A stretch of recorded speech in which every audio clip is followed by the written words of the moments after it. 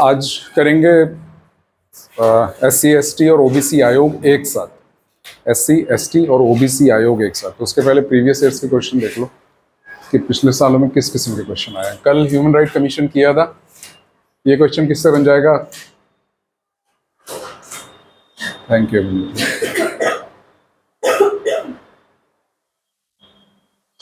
तो कल national human right commission किया था, प्रीवियस ईयर्स में ये क्वेश्चन आया है।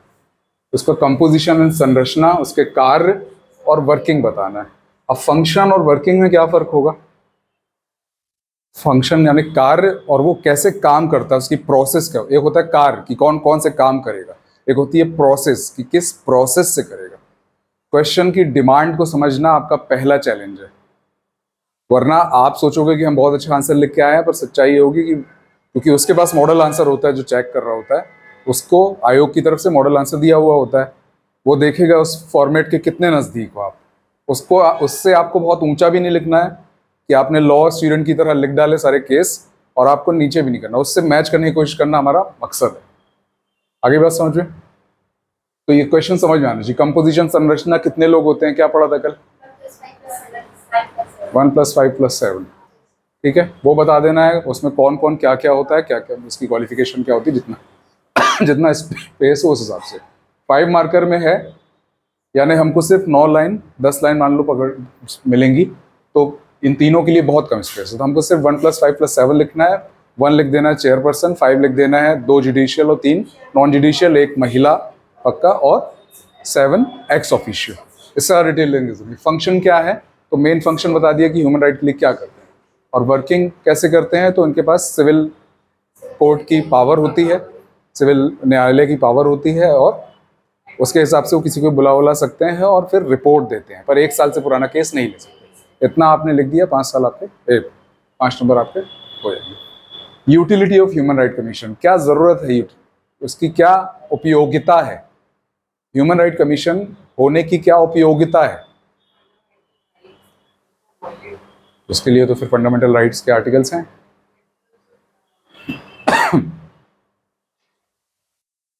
इसमें कुछ ऐसा खास नहीं लिखना है कि कुछ सिद्ध कर देना है हमें कि अरे वो नहीं होता तो हमारी जान चली जाती। सिंपल हमें लिखना है कि यूनाइटेड नेशन का पेरिस डिक्लेरेशन जो हुआ था 48 में, उसमें इंडिया गया, उसने नहीं बनाया। 91 में फिर हम वहाँ पर एग्रीमेंट में साइन करके आए, एक तरीके से हम प्रॉमिस करके आए कि हम वहाँ पे बनाएंगे, और इसलिए ज़रूरी होता है कि फिर ये काम करता है, ये उसकी यूटिलिटी है। जो काम करता है वही उसकी उपयोगिता होगी ना। तुम अच्छे से पढ़ सकते हो अभी, वही तुम्हारी उपयोगिता है ना। योग्यता कहने का मतलब क्वेश्चन समझना चाहिए, है बहुत easy question. Sorry. Schedule caste, SC ST और OBC कमीशन शुरू में एक साथ शुरू होंगे और बाद में अलग अलग हो जाएंगे। तो ऑलमोस्ट इनके काम बिल्कुल सिमिलर है। आप बुक उठा करके देखेंगे लाइन टू लाइन, सिर्फ जहां पर SC लिखा है वहां ST लिख दो, जहां ST लिखा है वो OBC लिख दो। बिल्कुल सिमिलर है, बहुत सारी बातें, कुछ थोड़े थोड़े फर्क होंगे। शेड्यूल कास्ट का, SC वाले का यानी अनुसूचित जाति। शेड्यूल ट्राइब क्या होती है? अनुसूचित जनजाति। तो अनुसूचित जाति का जो आयोग बनेगा उसकी संरचना, उसके कार्य, ये लिखना है, और 11 मार्कर में आया। अब यहाँ पर हमको डिटेल देना पड़ेगा। हम डिटेल वही देंगे जो जिस एक्ट से वो बना है या जिस आर्टिकल के तहत वो है। सॉरी। और फिर शेड्यूल ट्राइब में भी सेम क्वेश्चन, बिल्कुल सेम स्ट्रक्चर एंड फंक्शन। आप ये पढ़ लोगे आपको ये भी बन जाएगा, और दोनों 11 मार्कर में पूछें। आगे समझो, बिल्कुल बेसिक क्वेश्चन पूछ रहा है, आपको बिल्कुल बेसिक नॉलेज होगी, आप अटेम्प्ट कर लेंगे। चलो अब पढ़ना शुरू करते हैं।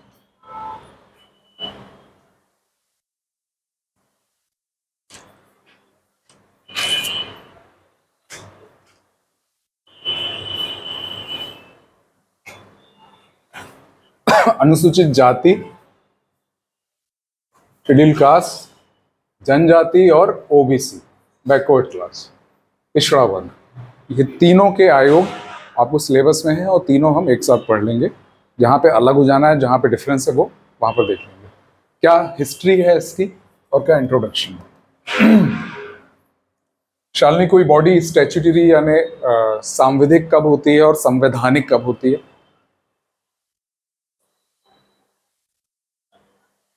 थोड़ा जोर से बोलो। संविधानिक मतलब, सांविधिक मतलब संवैधानिक, हाँ, जो जो संविधान में है, उस बुक में है, उससे रिलेटेड कोई ना कोई आर्टिकल है, अनुच्छेद है, वो संवैधानिक। और जो जिसके बारे में कोई कानून बना, एक्ट बना, अधिनियम बना, और फिर वो संस्था बनी, तो वो सांविधिक। और इसके अलावा एक फिर क्या होता है, एक प्रस्ताव पारित करके, रेजोल्यूशन लाके ऐसे भी बनाते, जैसे नीति आयोग है तुम्हारा, ऐसे भी बॉडीज बनाई जाती हैं काम करने के लिए, संस्थाएं बनाई जाती हैं। तो 3 टाइप की होती हैं। आगे समझो।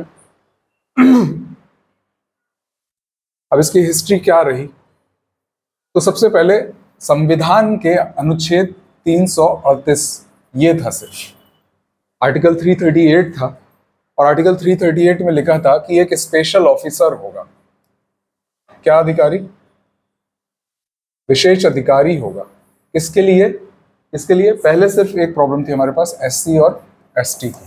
अंग्रेज इनको परेशान करके गए थे, और अपर लोअर कास्ट का जो की परेशानी थी, उसमें शेड्यूल कास्ट परेशान थे। ठीक है, तो ये सिर्फ किसके लिए था, अभी ओबीसी का कोई नाम नहीं है। क्या बंद किया तुमने? तो सबसे पहले आर्टिकल 338 था, जब हम इंडिपेंडेंट हुए, जब स्वतंत्रता मिली, और जो संविधान बना 1950 में जो लागू हुआ, उसमें सिर्फ इतनी बात थी कि एक स्पेशल ऑफिसर होगा, आर्टिकल 338 में लिखा था।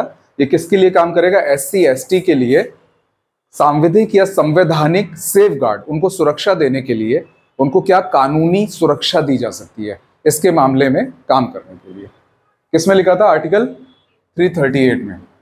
आर्टिकल 1978 में, इसके पहले वक्त के साथ हमको और जरूरतें इसकी लग रहा था कि इसको और पावर देने की जरूरत है, क्योंकि एससी और एसटी से रिलेटेड मामले लगातार उठते जा रहे थे, एक बात। दूसरा, एक पॉलिटिकल प्रेशर भी होता है अगर आपकी कम्युनिटी की तादाद ज्यादा है। एससी एसटी अच्छी खासी तादाद में है। फॉर एग्जाम्पल मध्य प्रदेश में 15.6% एसटी है, तो वोट भी मिलेगा, तो उनको पावर देंगे तो वोट मिलेगा, एक ये भी बात होती है। दूसरा, उनके लिए काम करना भी है, पिछड़े हुए हैं भी, तो उनको सेफगार्ड, उनको सुरक्षित प्रोटेक्शन देने की, संरक्षण देने की हमें जरूरत है भी। तो इसलिए ये किया गया कि आगे जाके इस स्पेशल ऑफिसर को कमिश्नर का दर्जा दे दिया गया। बोला गया कि आज से तुम कमिश्नर कहलाओगे। क्या कहलाओगे, आयुक्त कहलाओगे। तो इसको आयुक्त बोला जाने लगा। ये एक सिंगल मेंबर बॉडी थी। ये जो भी काम कर रहा था, 1 मैन आर्मी था ये। इसके अलावा ऐसा नहीं कि 2 और मेंबर या 3 मेंबर, जैसे कल हमने देखा था, सिंगल मेंबर बॉडी थी। 1978 में एक, ये तो था ही, एक अलग बॉडी बना दी गई, जिसको एससी एसटी के लिए एक कमीशन बनाया गया। कैसे बनाया गया, क्या कोई कानून आया गया, नहीं, एक रिजोल्यूशन लाया गया, एक प्रस्ताव पास किया गया, और एक बॉडी बना दी गई।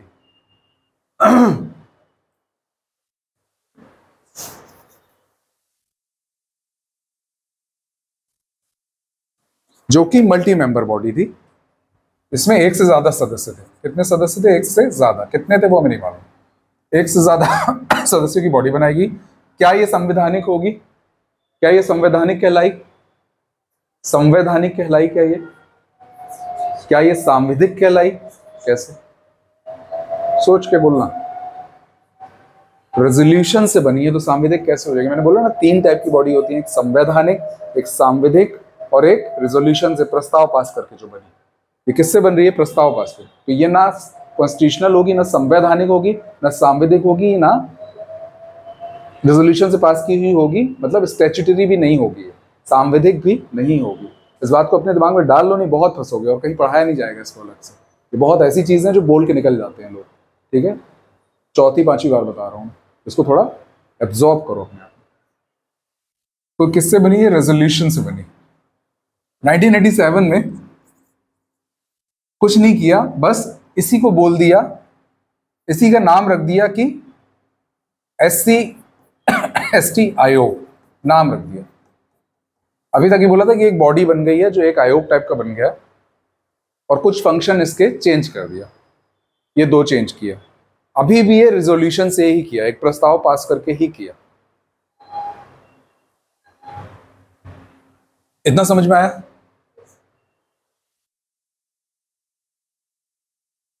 अब बड़ी बात होगी, क्या होगी? 65th 65वां संविधान संशोधन होगा, कॉन्स्टिट्यूशनल अमेंडमेंट होगा। कब होगा? 1989 में। 78, 87 और अब 2 साल बाद 89 में 65th। इस पे एक बार अगर किसी को याद नहीं हो तो नजर डाल लो, मैं देखता हूँ तुम लोग की मेमोरी कितनी है। इसको रिपीट करना है अभी। है या अपनी कॉपी में देख लो या यहाँ देख लो, इसको रिपीट करना है अभी। है अभी जब मैं पूरा कर लूंगा, ये पूरी एक लाइन चलेगी अभी, देखते कौन रिपीट कर पाएगा। सबसे पहले 338 था, फिर 78, फिर 8 और 7 को पलट दो तो 87। हुआ कुछ नहीं, पहले ये एक स्पेशल ऑफिसर था जिसको हमने कमिश्नर बोल दिया, और यहाँ पर एक बॉडी बनाई जिसको बाद में नाम दे दिया। यहाँ भी नाम दे रहे हैं दूसरा, यहाँ भी नाम दे रहे हैं दूसरा। हुआ कुछ नहीं, ये सिंगल मेंबर बॉडी है, ये मल्टी मेंबर बॉडी है। ठीक है, बड़ा काम यहाँ हुआ।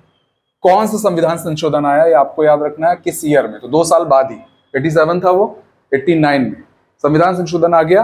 पिछली दोनों जो चीजें थी पिछले वाले पेज में हम पढ़ के आए, कौन कौन सी? सिंगल मेंबर बॉडी के कमिश्नर और SC/ST का आयोग, उसको बोला कि अब आपका काम खत्म और आप भी खत्म, और बोला कि यहां से एक आयोग बन गया, SC/ST कमीशन या आयोग, national commission for scheduled caste and scheduled tribe. देखने वाली बात यह है कि शेड्यूल्ड कास्ट यानी अनुसूचित जाति और अनुसूचित जनजाति दोनों के लिए एक ही कमीशन बना। इससे कब बना? 1989 में।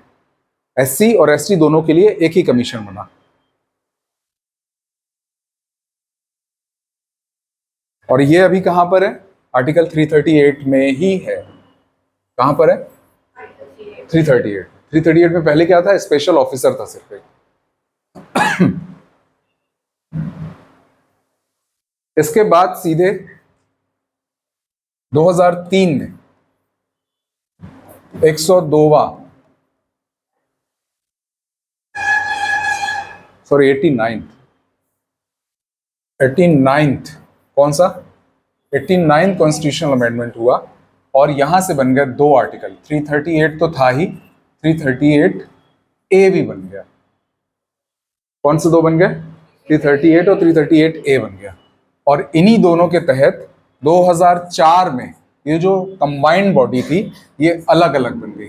तो 338 के अंदर दे दिया गया शेड्यूल्ड कास्ट कमीशन को, अनुसूचित जाति आयोग, और 338A में दे दिया गया शेड्यूल्ड ट्राइब कमीशन। अब ये दोनों बॉडीज 2004 से अलग अलग हो गई।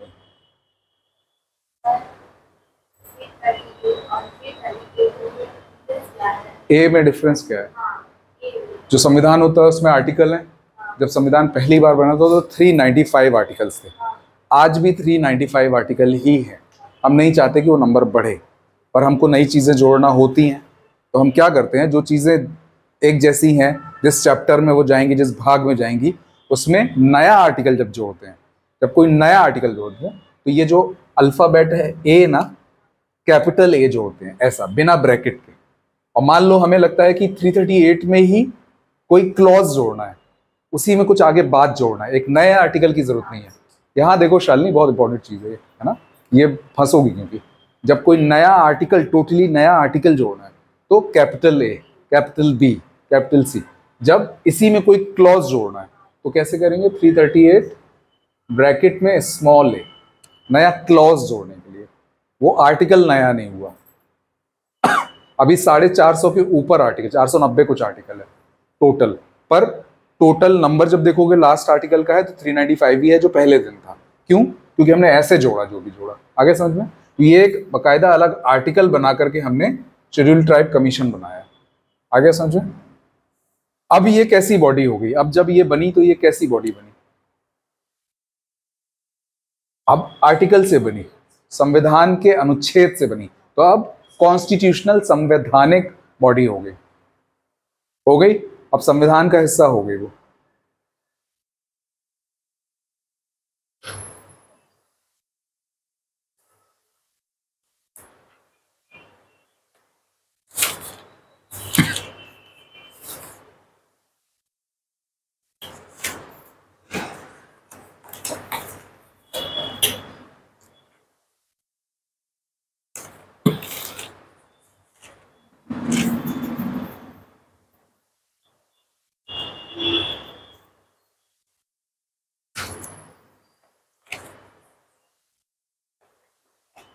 इसी में एक बात समझने की ये भी है, इतनी कहानी याद हो गई, ये आपकी मेन स्टोरी है। इसमें ज़्यादा से ज़्यादा आप ये याद कर सकते हैं कि इसमें एक चेयरमैन, एक वाइस चेयरमैन यानी एक अध्यक्ष, एक उपाध्यक्ष प्लस 3 मेंबर होते हैं। तीनों में SC ST OBC तीनों कमीशन में, ये याद रखना है। दूसरी बात ये याद रखना है कि इनकी क्वालिफिकेशन हमको इनके जो एक्ट हैं, जो आर्टिकल हैं, इनके जो अनुच्छेद है उसमें नहीं दी हुई है कि क्या योग्यता होगी। हम कल पढ़ रहे थे ना कि ये सुप्रीम कोर्ट का जज होगा तभी बन पाएगा, हाई कोर्ट का जज। आर्टिकल में इसकी योग्यता नहीं लिखी है कहीं पर, तो हमको उसकी टेंशन लेना भी नहीं है, ठीक है। इनको नियुक्त कौन करता है? प्रेसिडेंट नियुक्त करता है। कौन करता है? राष्ट्रपति नियुक्त करता है। हटाता कौन है? राष्ट्रपति हटाता है। उनकी सेवा शर्तें, सर्विस कंडीशन कौन तय करता है? राष्ट्रपति करता है। क्योंकि अब कॉन्स्टिट्यूशनल बॉडी आ गई, संवैधानिक चीज हो गई, तो अब राष्ट्रपति करेगा हर चीज। इतना रट के मुझे सुना दो, किसी को याद हो गया? 1+1+3 मेंबर है और नियुक्त कर रहा राष्ट्रपति, हटाएगा राष्ट्रपति, सब कुछ राष्ट्रपति करेगा। और बाकी कहानी कहाँ से शुरू हुई थी? आर्टिकल 338 में स्पेशल ऑफिसर था, उसके बाद उसी को कमिश्नर बना दिया गया। 78 में एक बॉडी बना दी गई, मल्टी मेंबर बॉडी जो थी उसको SC ST के काम के लिए। उसके बाद उसी को बोल दिया गया 87 में कि ये SC ST आयोग होगा, और मल्टी मेंबर तो था ही, और कुछ काम चेंज कर दिए गए। क्या काम चेंज किए उतने डिटेल में हमको जाने की जरूरत नहीं है। फिर 2 साल बाद 1989 में 65वां संविधान संशोधन आया और SC ST के लिए कंबाइंड मल्टी मेंबर बॉडी बना दी गई, और पिछले दोनों वालों को बोल दिया गया आज से आपका काम खत्म। फिर 89th कॉन्स्टिट्यूशनल अमेंडमेंट आया, कब? 2003 में। इससे 2 आर्टिकल बन गए, 338 और 338A। 2004 में ये जो कंबाइंड बॉडी थी SC ST की, वो दोनों अलग कर दी गई और कॉन्स्टिट्यूशनल दर्जा इनको मिल गया क्योंकि ये संविधान में शामिल हो गए। आया समझ में? इतनी कहानी थी। अब तीनों में जो हम आज बॉडी पढ़ने वाले, तीनों में 1+1+3 मेंबर होंगे। अपॉइंट कौन करेगा? प्रेसिडेंट करेगा, और नियुक्त रिमूवल उनको हटाएगा भी प्रेसिडेंट, रेजिग्नेशन भी प्रेसिडेंट को देंगे, और इनकी सेवा शर्तें भी कौन बताएगा? प्रेसिडेंट बताएगा। प्रेसिडेंट कौन है? फूफा जी, मतलब केंद्र सरकार ही कर रही है, पर समझ में आ गया? इतनी कहानी याद हो गई? कोई दोहरा सकता है? दोहरा सकते हो? नहीं?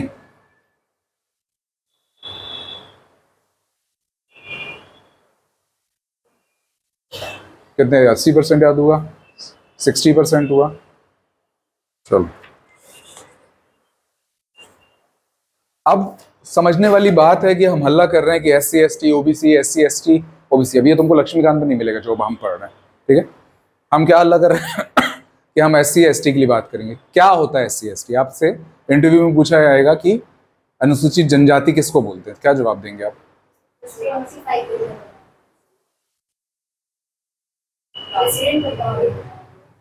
कहाँ बताएगा? किससे बताएगा? फोन करेगा किसी को? तो कैसे उसको डिफाइन करना है? 2 बातें। एक है आर्टिकल 341, फिर 342 और 342A। यहां पर लिखा हुआ है कि प्रेसिडेंट, कौन? प्रेसिडेंट तीनों के लिए। प्रेसिडेंट ये है तुम्हारी SC के लिए, ये ST के लिए, ये OBC के लिए, तीनों अलग अलग। प्रेसिडेंट स्टेट्स के या यूटीज के, जो भी है, यूनियन टेरिटरी है या स्टेट है, 2 ही चीजें ना बने, इसके अलावा कुछ है क्या? या तो राज्य है या केंद्र शासित प्रदेश है। इनके गवर्नर्स से बात करेगा कि भाई आपके यहाँ कौन SC है, कौन ST है, कौन सी कास्ट को आप बोलते हो, किसको SC बना दूं मैं, किसको बोलते हो ST बना दूं, किसको OBC बना दूं। उससे बात करके फाइनली नोटिफाई करेगा, मतलब ये बोलेगा कि ये कास्ट आज से ये SC है, ये ST है, ये OBC है। जिनको वो बोल देगा वही SC ST और OBC कहलाएंगे। आगे समझ में? सवाल ये पैदा होता है कि इनकी परिभाषा क्या है, इनकी परिभाषा क्या है? तो इन सब की परिभाषा आर्टिकल 366 में दी हुई है। 366 में 24, 25, 26, ये याद करने की जरूरत नहीं है, इसको भूल जाना, बता रहा हूँ। 366 में बहुत सारी डेफिनेशन दी हुई हैं। उसी में ये भी बताया हुआ है कि SC कौन होगा, ST कौन होगा, OBC कौन होगा। मजेदार बात यह है कि ये आपको गोल गोल घुमा रहे हैं। कैसे? जब आप 366 के आर्टिकल 366 के क्लॉज 24-25 में जाएंगे, मान लो SC वहां पे दिया हुआ है तो वहां पे लिखा है, आप देखेंगे कि आपको, आप सोच रहे हैं कि यहाँ पर आपको परिभाषा मिलेगी, तो वहां पर लिखा रहेगा कि SC वही होगा जो 341 बोल दे। ये डेफिनेशन है। एक बात। दूसरी बात, इतने आर्टिकल जो हो गए ये आपको तभी याद करना है जब इसके पहले हमने जो पढ़ लिया वो याद हो जाए, क्योंकि ये थोड़ा डेप्थ वाली चीज है। आपको लक्ष्मीकांत में भी नहीं मिलेगी ये इतनी डिटेल, और हमको ये पता होना चाहिए।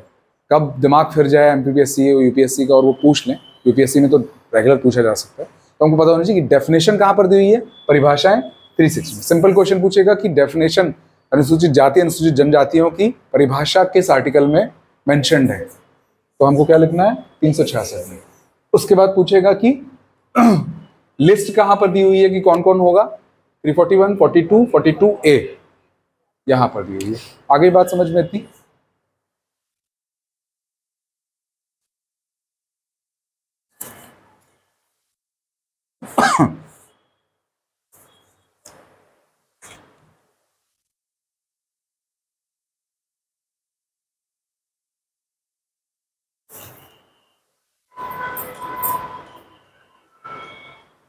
इनका टेन्योर 3 साल का होता है, तीनों का टेन्योर क्या होता है, टेन्योर यानी कार्यकाल 3 साल का होता है।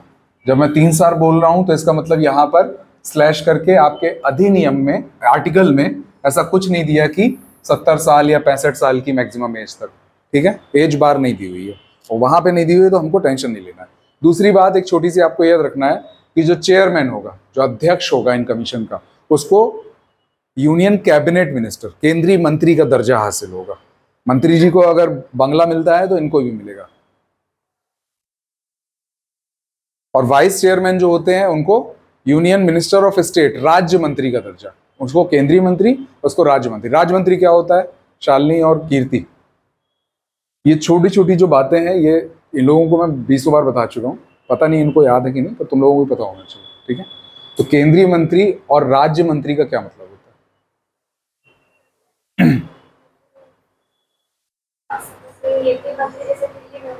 हाँ,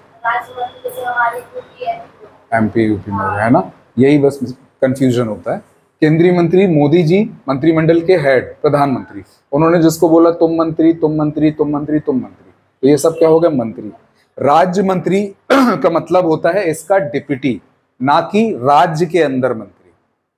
मध्य प्रदेश, उत्तर प्रदेश इनका मंत्री नहीं, यहाँ पे राज्य मंत्री का मतलब होता है इसके बाद जो सेकंड नंबर पे होगा उस मंत्रिमंडल में। फॉर एग्जाम्पल होम मिनिस्ट्री में होम मिनिस्टर कौन है, अमित शाह, उनके जो सेकंड नंबर पे उनको जो रिपोर्ट कर रहे होंगे वो राज्य मंत्री होंगे, समझ गए, ये वो कहला जाएगा मंत्रिमंडल। इसी में जो खास लोग होंगे, मान लो ये 50 लोग हैं, इनमें से कुछ बस 10, 12, 15 होंगे, उनको बोलेंगे कैबिनेट मिनिस्टर। ये पूरा मंत्रिमंडल, कुछ खास लोग कैबिनेट मिनिस्टर। एक होता है किचन कैबिनेट, वो ऑफिशियल टर्म नहीं है, संविधान में कहीं मेंशन नहीं है। वो लोग होते हैं जो प्रधानमंत्री के बहुत खास होते हैं, हर बात में उनको व्हाट्सएप पे किया जाता है कि आज क्या बन रहा है, क्या बनना चाहिए, ऑयल कौन सा यूज कर रहे हो, चलें क्या घूमने, इस टाइप की बातें। किचन कैबिनेट मतलब खास मुद्दों पे हर जिससे प्रधानमंत्री सलाह लेते हैं। आगे इतनी बात समझ में। कैबिनेट मिनिस्टर, वो देखो कैबिनेट मिनिस्टर शुरू में संविधान में कभी भी नहीं था, मंत्रिमंडल होता था। PM मोदी ने जिसको भी चुन लिया कि ये लोग ये डिपार्टमेंट मंत्रालय संभालेंगे, वो हो गए आपका मंत्रिमंडल, ठीक है। उसके बाद उनमें कुछ खास लोग होंगे जो सीनियर होंगे, राजनाथ सिंह, अमित शाह, बड़ निर्मला सीतारमण, जिनके पास बड़े बड़े पोर्टफोलियो भी होंगे, उनमें से वो लोग कैबिनेट मिनिस्टर कहलाएंगे। कैबिनेट मिनिस्टर ऑफिशियल टर्म नहीं है। कैबिनेट मिनिस्टर बाद में, जब इंदिरा गांधी ने इमरजेंसी लगाई थी तो उसके बाद मोरारजी देसाई जब प्रधानमंत्री बने तो उन्होंने बोला कि इमरजेंसी लगाने के लिए कैबिनेट की परमिशन होना चाहिए। क्यों? क्योंकि इंदिरा गांधी ने जब इमरजेंसी लगाई तो उनके मंत्रियों को भी अगले दिन न्यूज़पेपर से पता चल रहा था। इतनी डिक्टेटरशिप, इतनी ऑटोक्रेसी, तो ऐसा नहीं होना चाहिए। मंत्रियों से भी आप सलाह लीजिए कि कौन क्या बोल रहा है, अपनी मनमर्जी मत चलाइए, क्योंकि एक आदमी का शासन नहीं है, लोकतंत्र है। हाँ, तो वहां से कैबिनेट वर्ड आ गया, खास मंत्री, कम से कम खास मंत्रियों की सलाह लीजिए आप। आगे समझे। चलो हम इसके देख लेते हैं फंक्शंस, ये क्या क्या कार्य करते हैं।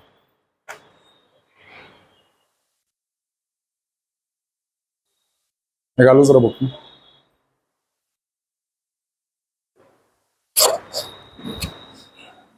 पहला काम,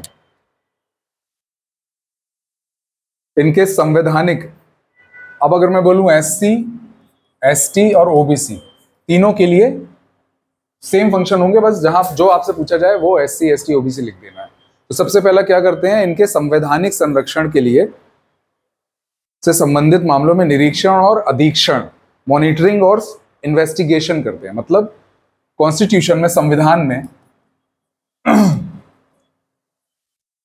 क्या चीजें जुड़ रही हैं और क्या नहीं जुड़ रही हैं। मान लो कल को कोई जुड़वा दे, कोई शेड्यूल कास्ट के बड़े नेता हैं, वो जुड़वा दें कि भाई आज से शेड्यूल कास्ट को अगले 10 साल के लिए स्पेशल दर्जा दिया जाता है और उनको हर नौकरी में ये रिजर्वेशन मिलेगा, या अभी इतने परसेंटेज आपको रिजर्वेशन मिल रहा है, कल से इतना इतना इतना हो जाएगा।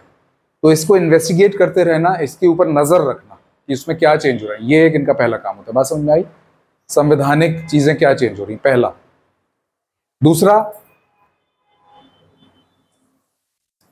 दूसरा क्या, अगर कोई शिकायत आई, मान लो शेड्यूल कास्ट कमीशन में जैसे हम पढ़ रहे हैं, और कहीं पे शिकायत आई कि किसी गांव में दबंगों ने लड़कियों के साथ बुरा करके उनको फांसी पर लटका दिया। हुआ है ऐसा, कई हमने ऐसी न्यूज सुनी है कि लटका दिया, सिर्फ किस लिए, अपना वर्चस्व दिखाने के लिए।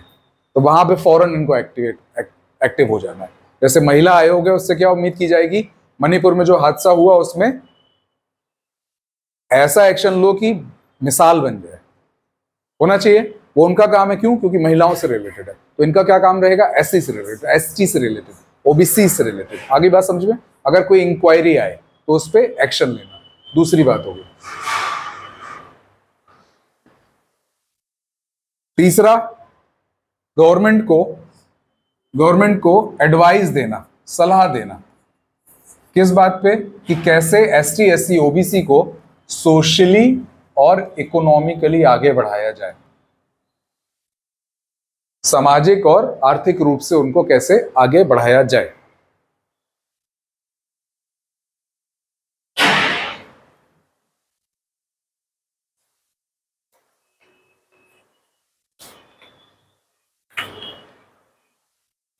इसके अलावा ये एक एनुअल रिपोर्ट देते हैं। किसको देंगे? हर काम प्रेसिडेंट को। क्यों प्रेसिडेंट आ रहा है हर जगह यहाँ पर? क्योंकि अब हम संवैधानिक संस्था के बारे में पढ़ रहे हैं, कॉन्स्टिट्यूशनल संस्था पढ़ रहे हैं। जैसे जैसे पढ़ते जाओगे पॉलिटी तुम लोग, आपको ये समझ में आता जाएगा कि जब संविधान का मामला आ जाता है, जब कोई बात संविधान में लिखी होती है तो बात सीरियस हो जाती है। उसके बाद स्टैंडर्ड प्रोसीजर अपनाई जाती है। महिला आयोग जैसे नहीं कि हर चीज़ केंद्र सरकार तय कर रही है, उसके बाद प्रेसिडेंट के थ्रू ही आएंगी बातें, क्योंकि प्रेसिडेंट हमारा सर्वोच्च पद है। तो कोई संवैधानिक बॉडी है तो उसी के थ्रू होगी। ठीक है? तो प्रेसिडेंट को एनुअल रिपोर्ट देंगे, एनुअल वार्षिक रिपोर्ट देंगे। अगर बीच में इनको कभी लगता है तो ये बीच में भी कोई रिपोर्ट दे सकते हैं। कोई बड़ा हादसा हो गया या कोई बड़ी जरूरत, कानूनी जरूरत है, तो बीच में भी रिपोर्ट दे सकते हैं। इसके अलावा जो इन्होंने कानून बनवा दिए उसके बारे में रिकमेंडेशन देंगे गवर्नमेंट्स को कि कैसे कानून तो बन गया, उसका इम्प्लीमेंटेशन भी तो होना चाहिए। तो कैसे उसका इफेक्टिव इम्प्लीमेंटेशन हो, लागू कैसे वो हो प्रभावी रूप से।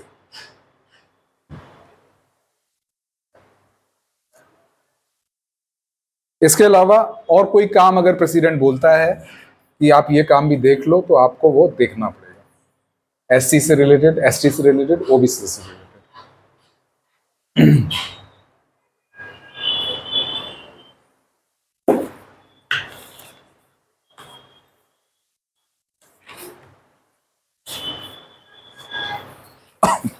सवाल ये कि काम कैसे करते हैं, तो इनके आर्टिकल में लिखा हुआ है कि इनको काम करते वक्त सिविल कोर्ट की पावर, शक्ति आ जाती है। क्या सिविल कोर्ट की पावर होती है? कल पढ़ा था हमने। सिविल कोर्ट की पावर क्या होती है? घर जाके पढ़ रहे हो जो अब यहाँ से पढ़ के गए, अभी तो एटलीस्ट वो करना पड़ेगा। सिविल कोर्ट की पावर क्या क्या होती है?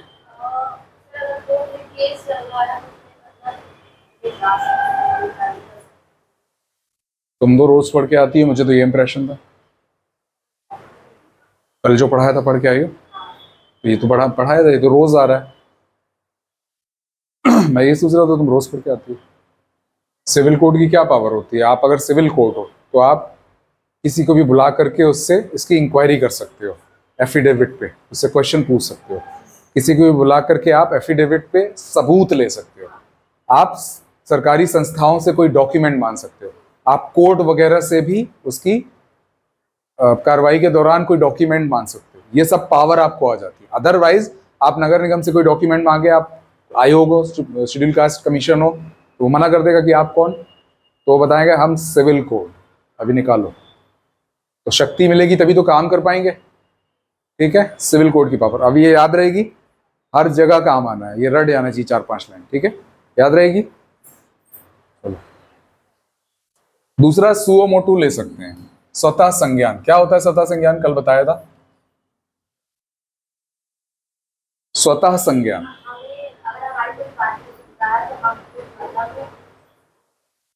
क्या क्या? कोई ऐसा मामला जो इनके संज्ञान में आया, कोई न्यूज देख लिया, कोई एडवर्टीजमेंट ऐसा आया। जोमेटो के अभी एक ऐड पे शेड्यूल कास्ट कमीशन ने इंक्वायरी बैठा दी है। उसमें कुछ होगा, मैंने देखा नहीं कौन सा ऐड है, मैंने सुना बस। तो वो एडवर्टीजमेंट देखा होगा उन्होंने, तो उनके पास कोई केस लेके नहीं गया होगा कि सर ये कंप्लेंट है मेरी, ये नंबर कंप्लेंट, ये एप्लीकेशन लो। वो खुद भी ले सकते हैं। तो इसको बोलते हैं स्वतः संज्ञान, सुओ मोटू। अब ये भी भूलना नहीं चाहिए, ये बहुत इंपॉर्टेंट चीजें हैं। ठीक है, सुओ मोटू कर सकते हैं। इसके अलावा तीसरा इनको पावर है कि शेड्यूल कास्ट या शेड्यूल ट्राइब या ओबीसी से रिलेटेड कोई भी पॉलिसी या प्लान बनेगा तो केंद्रीय गवर्नमेंट और राज्य गवर्नमेंट को इनसे कंसल्ट करना पड़ेगा, इनसे परामर्श लेना पड़ेगा। ये एक पावर है इनकी। पावर है ना कि भाई हमसे पूछो, बिना हमसे पूछे बात आगे नहीं बढ़ेगी।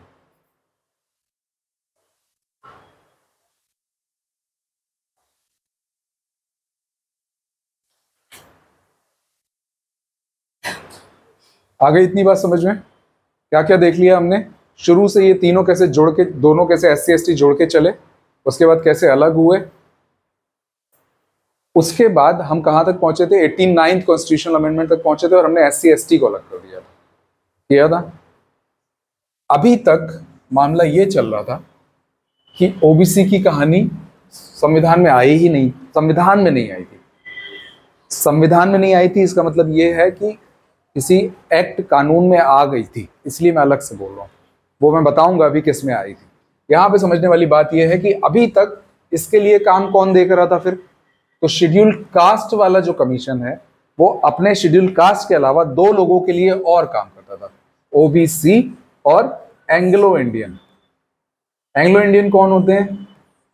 हमारे यहाँ अंग्रेज आए, यूरोपियंस आए, सिर्फ अंग्रेज तो नहीं आए, सिर्फ ब्रिटिश नहीं आए, हमारे यहाँ फ्रेंच भी आए, डच भी आए, सब आए। उन्होंने यहाँ आकर के शादियां की, उनकी औलादें हुई। जब वो यहाँ से छोड़ करके चले गए तो उनके खानदान यहाँ रह गए, तो वो एंग्लो इंडियन कहलाते हैं। ठीक है, उनकी तादाद बहुत कम है। जब वो कम है, माइनॉरिटी में है, तो उनको प्रोटेक्शन देने की जरूरत है, इसलिए। तो ये काम कौन करता था? शेड्यूल कास्ट करता था। 2018 से 2018 में 102वां कौन सा संविधान संशोधन आया और यहां से ओबीसी कमीशन अलग बना दिया गया, ओबीसी आयोग, पिछड़ा वर्ग आयोग अलग बना दिया गया।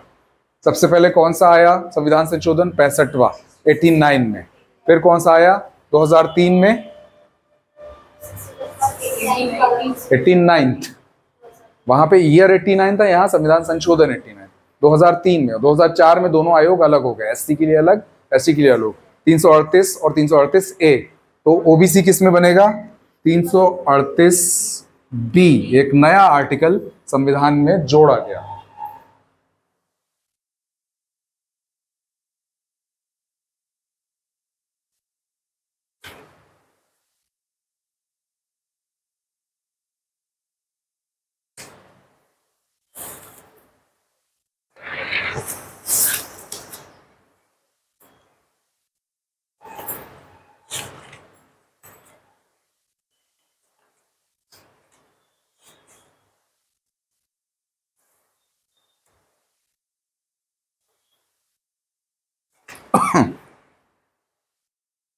किस आर्टिकल में परिभाषाएं लिखी हुई हैं कास्ट की?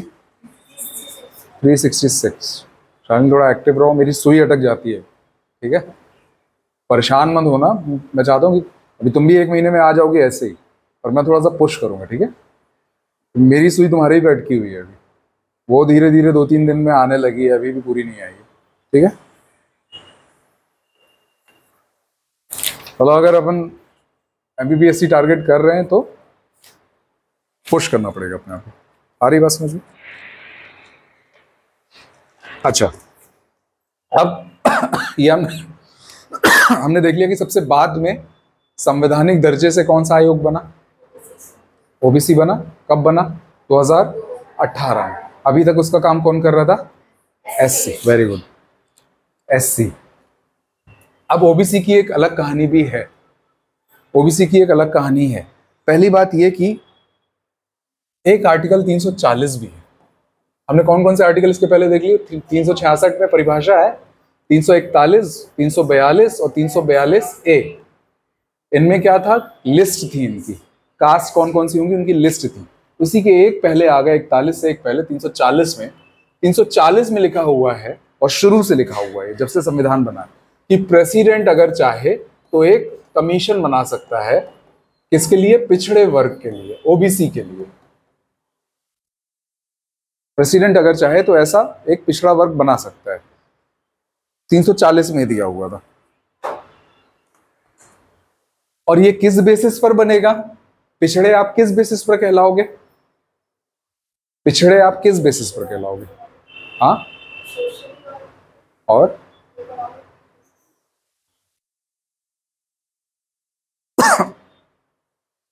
सामाजिक और शैक्षणिक, education and social and educational basis. यहां पर पैसे की बात नहीं है पिछड़ा होने में। ओबीसी हो आप तो पैसे की बात नहीं है। इसीलिए बाद में कौन सा एक और वो बन गया रिजर्वेशन? इकोनॉमिक वाला, EWS। इसलिए वो बाद में बना। वो पैसे के बेसिस पर है, वो पैसे के बेसिस पर है।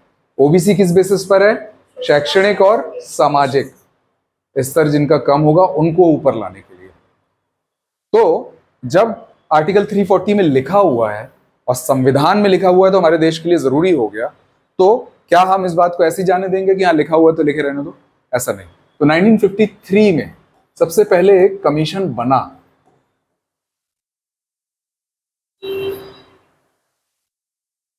इसके लिए, ओबीसी के लिए। इसके अध्यक्ष थे काका कालेलकर। काका कालेलकर। ये उतना इंपॉर्टेंट नहीं था, पर हंगामा हुआ जब 1979 में। कब? 1979 में बीपी मंडल अध्यक्ष बने। इसको कहा जाता है मंडल कमीशन। क्या कहा जाता है? मंडल कमीशन। और मंडल कमीशन ने 1980 में एक बहुत खतरनाक रिपोर्ट दी। इन्होंने बोला, रिकमेंडेशन दी, इन्होंने बोला कि ओबीसीज को 27% आरक्षण दिया जाए, रिजर्वेशन दिया जाए।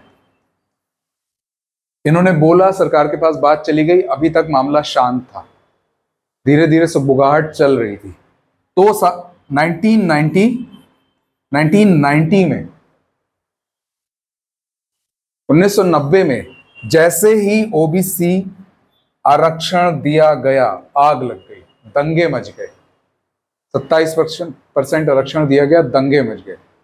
इसी के चलते 1992 में, 2 साल बाद, इंदिरा साहनी केस हुआ। कौन सा केस हुआ? इंदिरा साहनी नहीं, इंदिरा साहनी केस हुआ। और जिसमें सुप्रीम कोर्ट ने फिर ये आदेश दिया 1992 में कि कितना भी भर भर के रिजर्वेशन दे दो, टोटल रिजर्वेशन 50% के ऊपर नहीं होना चाहिए। मतलब SC ST, हाँ वही तो बोल रहा हूं कि आप 27% आरक्षण दे रहे हो, दे दो। आप 35% आरक्षण दे दो। टोटल आरक्षण आप, टोटल रिजर्वेशन आप SC ST OBC और दुनिया भर के जितने आपको देना है, 50% के ऊपर नहीं होना चाहिए। ये इंदिरा साहनी केस से सुप्रीम कोर्ट ने बोला। और ये भी बोला कि ओबीसी के लिए एक अलग कमीशन बनाओ, एक बॉडी बनाओ। दो बातें बोली सुप्रीम कोर्ट ने इंपॉर्टेंट। समझ में आ रहा है कैसे मामले घटित हो रहे हैं? अब जब सुप्रीम कोर्ट ने बोल दिया तो होना ही होना। तो अब कोई संस्था बनाना है तो हम कानून बनाएंगे पहले। तो हमने कानून बनाया national commission for backward class act. आयोग बनाने के लिए हमने आयोग का एक्ट बना दिया, अधिनियम बना दिया 1993 में। 92 में सुप्रीम कोर्ट ने बोला था, 1993 में हमने क्या बना दिया? आयोग अधिनियम, ओबीसी आयोग अधिनियम। और इसके तहत जो हमने ओबीसी कमीशन बनाया, क्योंकि ये एक्ट के तहत बना तो ये कैसी बॉडी कहलाएगी? स्टैच्यूटरी, शालिनी, स्टैच्यूटरी, सांविधिक ओबीसी कमीशन। बात समझ में आ रही है? ऐसे 7 बार अलग अलग बने 2018 के पहले तक। कैसे बने? 7 बार ऐसे कमीशन खत्म किए गए और बनाए गए 2018 के पहले तक। जब तक कि 2018 में फिर क्या हुआ? ओबीसी को संवैधानिक दर्जा मिल गया और ओबीसी कमीशन संविधान से बनने लगा। तो अब इसकी जरूरत नहीं है। आगे अब बैकड्रॉप में क्या स्टोरी चल रही? पैरेलली सबसे पहले किसकी स्टोरी चली? एससी और एसटी की। एससी एसटी की क्या स्टोरी चली? 338 के हिसाब से एक स्पेशल ऑफिसर रखा गया, बाद में उसी को कमिश्नर बोल दिया गया। 78 में क्या बोला गया? एक मल्टी मेंबर बॉडी बनाएंगे। 87 में उसको बोला गया कि मल्टी मेंबर बॉडी का नाम एससी एसटी आयोग होगा। फिर 89 में 65th कॉन्स्टिट्यूशनल अमेंडमेंट आया, जिसमें बोला गया कि एसटी एससी कमीशन हमने बनाया, जो कि एक मल्टी मेंबर बॉडी होगी, एक संवैधानिक बॉडी होगी, आर्टिकल 338 से। फिर 89th कॉन्स्टिट्यूशनल अमेंडमेंट 2003 में आया, जिसमें ये बोला गया कि अब एससी एसटी कमीशन को अलग करना है। 2004 में दोनों अलग अलग कमीशन बन गए, 2 आर्टिकल हो गए, 338 और 338 ए। 2018 में जाकर के ओबीसी का भी एक अलग कमीशन बना 338 बी से। पर क्या अभी तक ओबीसी के लिए कोई काम नहीं कर रहा था? कर रहा था। शेड्यूल कास्ट वाला कमीशन ओबीसी और एंग्लो इंडियन के लिए भी काम कर रहा था, और ओबीसी के लिए ही एक सांविधिक बॉडी भी हुआ करती थी, जो कि इंदिरा साहनी केस से सुप्रीम कोर्ट ने आदेश दिया था और उसको बनाया गया था। इतना मामला समझ में आ गया? अब हम इसके आगे देखेंगे।